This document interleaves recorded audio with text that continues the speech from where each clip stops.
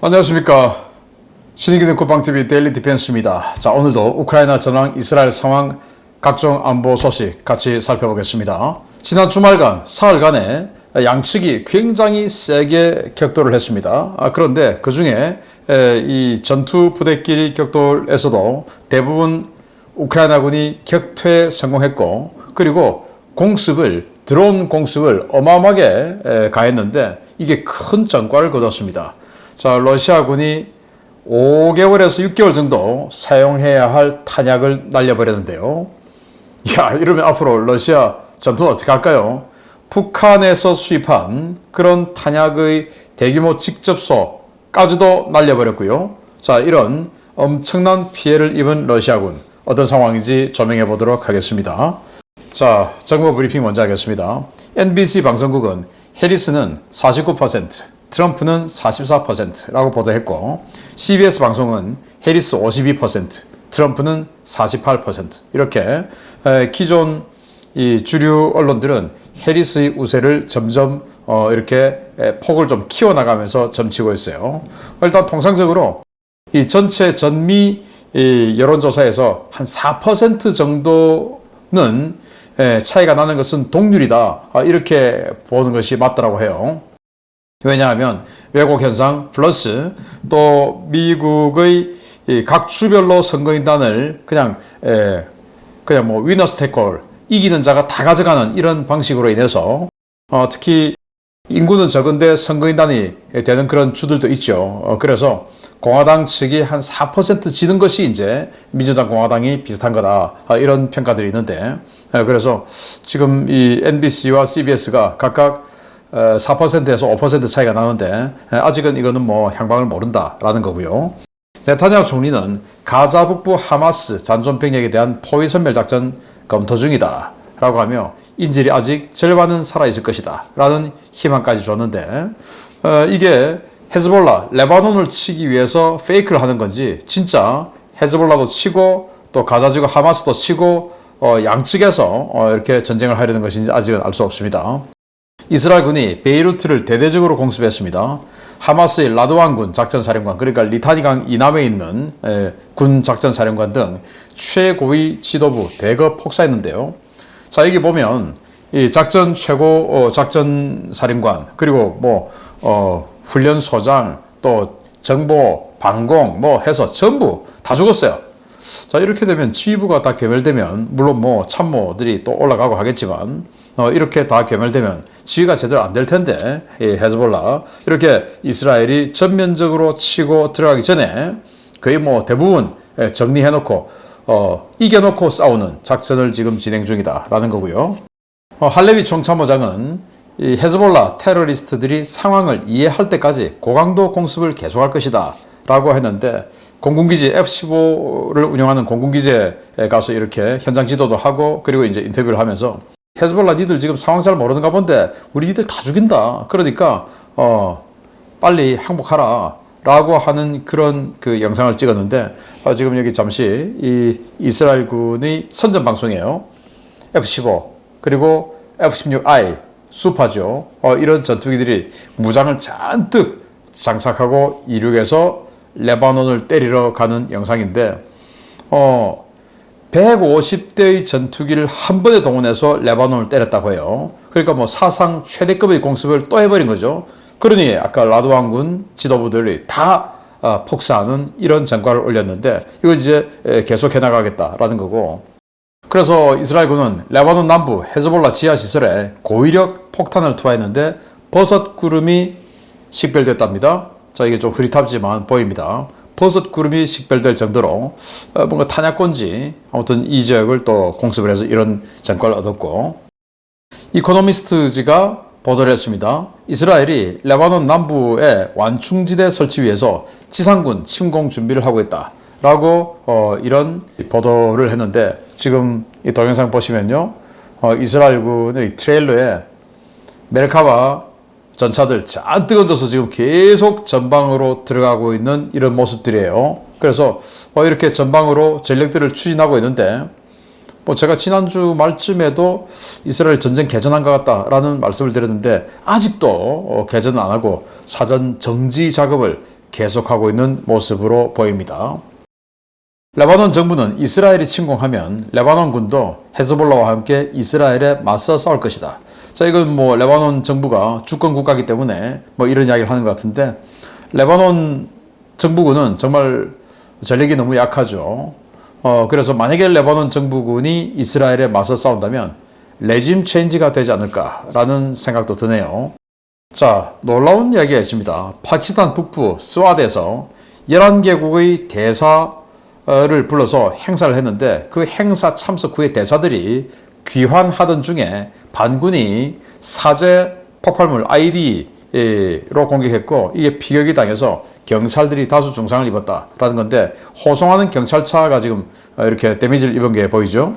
여기 지도의 북부 지역입니다. 파키스탄의 북부 지역. 여기에서 무슨 어떤 그 국가 인프라 관련한 이 공사 착공식을 하고, 그리고 돌아오는 길인데, 여기 이제 러시아, 베트남, 에티오피아, 르완다, 짐바브웨, 인도네시아, 우즈베키스탄, 카자흐스탄, 투르크메니스탄, 포르투갈, 보스니아, 이런 국가들의 주 파키스탄 대사들이 저 행사에 갔다가 오다가 공격을 받았다라는 거예요. 참 뭐 대부분의 국가들이 딱히 정상이 아닌 국가들인 것 같은데, 포르투갈은 여기 왜 들어있는지 모르겠습니다. 전혀 어울리지 않는 곳에 포르투갈이 들어있네요.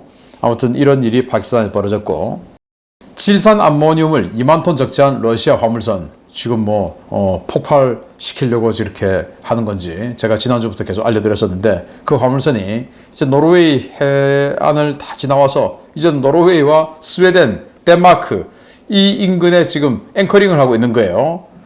스카게라크 해협, 그러니까 북해에서 발트해로 들어가는 해협이죠. 여기 앞에 딱 중간 지점에 앵커링하고 있어가지고 양 사방을 오가는 이 선박들을 불안에 떨게 하고 있는데, 지금 바로 이 배입니다. 그래서 여기 있습니다. 여기. 그래서 여기는 노르웨이, 여기는 스웨덴, 여기는 덴마크죠. 그 앞에 이렇게 딱 중간에 앵커링을 하고 서서 많은 사람들을 불안에 떨게 하고 있는 이런 상황이다라는 거고요. 질산 암모늄, 거의 뭐 핵폭발급의 폭발력을 가진 2만 톤 질산 암모늄 아니겠습니까?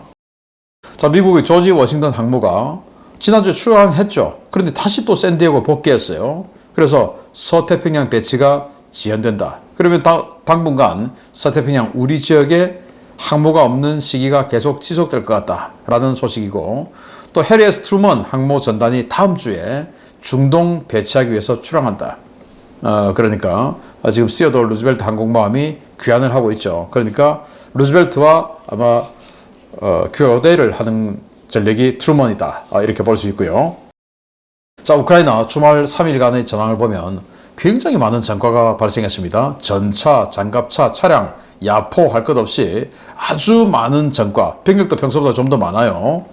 자, 사흘간 병력은 1,440명, 1,500명, 1,330명의 러시아군을 사상시켰다라고 발표했고, 전차는 21대, 22대, 16대 격파, 장갑차는 38대, 52대, 30대 격파, 차량은 66대, 57대, 79대 격파, 특수장비는 10대, 19대, 1대 격파, 야포는 58문, 63문, 81문 격파. 야포 엄청 많습니다.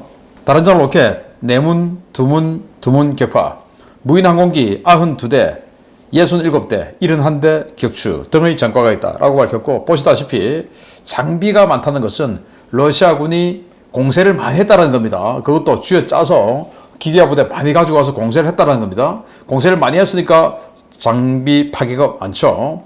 자, 전투가 162건이 있었는데 적의 공세 잠재력을 집중적으로 분쇄하고 있다라고 밝혔고, 포크롭스크 지역에서 러시아 공세가 이제 실패했다, 우크라이나가 최종 발표했어요. 그래서 우크라이나는 국지적으로 반격에 전환했다라고 밝혔는데, 자, 여기 두 개 축선에서 이렇게 공격하던 거 다 깨버리고 오히려 지금 우크라이나군이 역공에 들어갔다라는 것을 볼 수 있고, 여기가 이제 쿠라코베 지역이죠.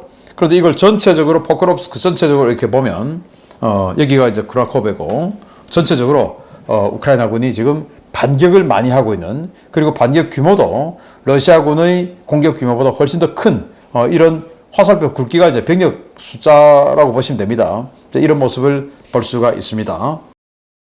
쿠르스크의 러시아군이 고르디예프카 방면에 고립됐습니다.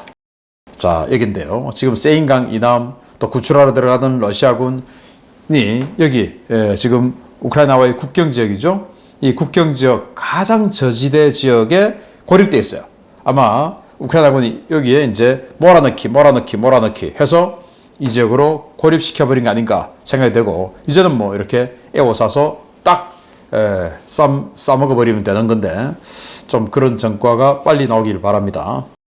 러시아가 불레다르 방면에서 진격 중에 있답니다. 그래서 일부 도심 진입 주장하고 있는데, 자, 불레다르 얘기죠. 불레다르 도심까지 들어가서 시가전 벌이고 있다라는 건데, 자, 여기 작년 6월 우크라이나의 대공세부터 계속 전투가 벌어졌던 곳인데 지금도 싸우고 있는데, 러시아가 또 이렇게 불레다르 쪽에서 또 전력을 모아서 때리고 있는 모양입니다. 그러니까 여기 때리고 저기 때리고, 공격을 하는 입장이 전장을 자기네들이 선택하니까 그런 부분에 있어서는 좀 유리하죠. 방어하는 입장에서 야, 우리 여기 방어하고 있으니까 니들 이쪽으로 와, 이게 아니고, 공격하는 입장은 방어력이 약한 쪽을 찾아가면서 이제 때리니까 공세 초기에는 공격하는 쪽이 조금 더 유리할 겁니다. 그러면 이제 방어하는 측면에서 다시 또 증후군을 보내고 해서 막아내고 이게 지금 3년째 지금 진행되고 있는 상황이죠. 우크라이나는 넵튠 미사일로 러시아의 아조프항 하역 시설을 타격했는데, 여기 보면 여기 시커먼 연기가 좀 범상치 않아요. 심상치 않죠. 꽤 큰 시설이 파괴되고 또 꽤 큰 물자가 파괴되고 있는 모습을 볼 수가 있는데, 자, 또 흥미로운 소식은 이 아조프항 옆에 하나의 부대가 또 들어와 있는데, 이 부대는 해군 육전대래요. 해군 육전대 차량화 소총 예단을 새로 꾸렸는데, 어디냐? 쿠즈네초프 항공모함 해산하고 그 쿠즈네초프 항공모함 승조원들로 구성돼서 데리고 와서 지금 해군 육전대를 만들어서 차량화 예단을 만들었다고 하는데, 아유, 그 수병들이 뭐 얼마나 싸우겠습니까? 참 희한합니다. 로이터 통신은 이란이 러시아의 텔, 즉 그 이동식 발사대 없이 CRBM, 즉 단거리 탄도미사일만 공급했다라고 하면서, 이게 이제 파스 360 근거리 탄도미사일을 250발 정도 팔았죠. 그런데 여기가 뭐 트럭, 이게 발사대인데 이거는 사지 않고 러시아가 미사일만 샀다라는 겁니다. 아마 자기네들 발사대에다 꽂아서 쓸 수 있는가 본데, 그만큼 러시아가 예산이 부족해서 차는 빼고 탄만 다오라고 했다라는 겁니다. 영국 외무장관은 스톰 섀도우 미사일로 러시아 본토 타격하는 문제 미국과 상의 중이다라고 이야기했는데, 미 국방부 그리고 미군은 찬성하는데 백악관의 제크 설리번 그 사람만 계속 반대하고 있다. 국가안보보좌관이죠. 그래서 지금 우크라이나 전선이 지지부진하고 또 지원이 제때 들어가지 않고 하는 그 모든 최종으로 타고 들어가 보면 결국 제크 설리번이 반대하고 F-16 전투기 주는 것도 결국은 나중에 줄 텐데, 주려고 할 때는 그때 줬으면 훨씬 더 나았을 텐데 반대하고, 전차도 반대, 결국은 주고, 계속 시간을 딜레이 시키고 있는 게 설리번 국가안보보좌관이다라는 거고요. 젤렌스키 대통령이 러시아는 내년에 무기가 많아질 것이다, 지원이 시급하다라고 하면서 이런 이야기를 합니다. 미국 가는 수송기 아닌데 미 공군의 C-17 수송기 편으로 뉴욕으로 가고 있어요. 이 가고 있으면서 그런 이야기들을 합니다. 그래서 빨리 좀 달라, 이런 이야기하고, 또 젤렌스키 대통령은 모든 우방국의 승리 계획을 보고할 것이다. 그래서 이 승리 계획 중에는 지금 알려진 것들 중에 나토에 신속 가입하는 뭐 이런 방안도 들어있다고 하는데, 그게 뭐 실현 가능한 건지 의심은 가기도 합니다. 러시아는 제110 차량화 소총 여단의 지휘관을 체포했는데, 러시아 군 내 갈등, 비리, 이런 것들을 볼 수 있는데요. ISW, 미국 전쟁연구소 보고서 중에서 여기 빨간색 줄친 부분인데, 블리디미르 노비코크라는 지휘관인데, 이 지휘관이 지휘하고 있는 이 110 차량화 소총 여단, 여기에 체첸군들이 들어와서 마약을 팔았다는 거예요. 그래서 이 지휘관이 그걸 못 팔게 하니까 이 체첸군들이 상부에 누명을 씌워서 이 사람을 체포했다라는 건데, 정말 기가 찬 상황입니다. 이런 군대가 이길 리가 없죠. 자, 주요 소식 보겠습니다. 지난 주말은 러시아에게 그야말로 악몽과도 같은 시간이었을 것 같습니다. 지난주 소형 전술핵 수준의 엄청난 폭발과 함께 날아간 러시아군 제-107 탄약창에 이어 2개의 탄약창이 또 드론 공격으로 날아갔습니다. 장거리 자폭 드론과 자체 개발한 순항미사일형 자폭 드론 대군이 러시아 탄약고들을 강타했습니다. 우크라이나군이 주말 동안 러시아 트베리주에 있는 전략 탄약고와 크라스노다르주에 있는 전략 탄약고 등 2개소에 대한 동시 드론 공격을 실시했으며 이로 인해 탄약고들이 초토화되는 엄청난 피해가 발생했다고 복수의 워싱턴 소식통들이 현지 시각 9월 22일 리포트했습니다. 우크라이나군 드론 공습은 지난 9월 17일 공습을 받아 대폭발을 일으켰던 트베리주 토르페츠 인근의 제-107 전략 탄약창에서 남쪽으로 14.5km 떨어진 옥티아바르스키 제-23 탄약창에 먼저 쇄도했습니다. 옥티아바르스키 탄약창은 먼저 공습받은 107 탄약창보다는 규모가 작지만 가로 세로 길이가 각각 2km에 달할 만큼 규모가 큰 탄약창인데요. 피격 직후 나사 화재 감시 위성에서는 107 탄약창에 버금가는 수준의 엄청난 화재가 식별되었습니다. 107 탄약창의 부속 저장시설 성격의 옥티아바르스키 탄약창에는 주로 이스칸데르 미사일과 로켓 포병용 탄약이 저장되어 있었던 것으로 전해졌는데요. 피격 후 촬영된 위성 사진에서 해당 탄약창은 107 탄약창과 마찬가지로 그야말로 초토화된 모습으로 변했습니다. 우크라이나는 현지 시각으로 9월 21일 크라스노다르 지역의 티오레츠크 탄약창도 드론으로 공습했는데요. 크라스노다르 주정부는 드론의 공습이 있었지만 모든 드론을 요격했고 일부 드론의 파편이 탄약창 인근에 떨어져 작은 폭발이 발생했다라고 주장했습니다. 그러나 현지 주민들은 여러 대의 드론이 연이어 탄약창에 명중했고 이후 엄청난 유폭이 관측됐다고 전하고 있는데요. 워싱턴 소식통들은 해당 탄약창이 원활한 탄약 보급을 위해 대부분의 탄약을 탄약고 밖 야적장에 쌓아놨다가 큰 피해를 입었다고 전하고 있습니다. 당시 러시아는 크림반도와 아조프해를 관통해 크라스노다르 지방으로 향하는 장거리 자폭 드론 최소 100대를 격추했다고 주장했는데요. 러시아군이 요격한 드론의 숫자가 100대 이상이었다면 우크라이나군이 이 탄약창을 향해 날린 드론 숫자는 100수십여 대에 달했을 것으로 추정됩니다. 우크라이나 군사정보국은 해당 탄약창이 북한에서 들어오는 포병 탄약들이 전선에 공급되기 직접 되는 곳이자 러시아 3대 탄약창 중 하나라고 밝혔는데요. 국가급 규모의 대규모 탄약창 3개를 일주일 만에 날린 러시아군, 당분간 전선에서 심각한 탄약 부족에 시달릴 것으로 보입니다. 네, 107 탄약창 지난주에 파괴가 되었죠. 그 107 탄약창에 한 75만 발 정도의 탄약이 있었다. 그게 러시아가 거의 수개월을 국가 총력을 기울여서 3개월 정도를 만들어야 되는 그런 규모의 탄약창이었다 라고 하면서 에스토니아 정보당국이 그렇게 이야기를 했어요. 에스토니아 정보당국은 바로 그 탄약창과 가장 가까이 있는 나토 국가니까 그 탄약창에 대한 정보를 많이 가지고 있었겠죠. 3개월 사용치. 그런데 오늘 또 2개의 탄약창 더 말씀을 드렸는데 이거 2개 합하면 이 107 탄약창 정도 또 규모가 되는 겁니다. 그러면 6개월치 탄약이 날아간 거예요. 러시아군. 자, 이 지역인데요. 바로 라트비아, 에스토니아 맞은편에 있는 이 지역이죠. 23 탄약창인데 이 23 탄약창이 파괴되어서 이렇게 그 다음날 센티넬 위성을 통해서 낮에 찍은 위성 사진인데 불이 엄청나게 지금 나고 있죠. 그래서 이 여론으로 나사 화재 감시 여론으로 보니까 이만큼 커요. 네, 완전히 그냥 초토화되고 있는 모습을 볼 수 있는데 이걸 좀 더 크게 보면 여기가 사흘 전에 그러니까 9월 17일 날 파괴된 107 탄약창 사흘 후에 여기 또 이렇게 박살이 났죠. 규모가 한 절반 정도 될 것 같습니다. 엄청난 탄약창인데 여기서부터 여기까지는 불과 14km. 네, 14km에 러시아군이 한 4, 5개월 정도 써야 되는 탄약창이 2개가 그냥 사흘간에 날아가 버렸습니다. 근데 이게 다냐? 아닙니다.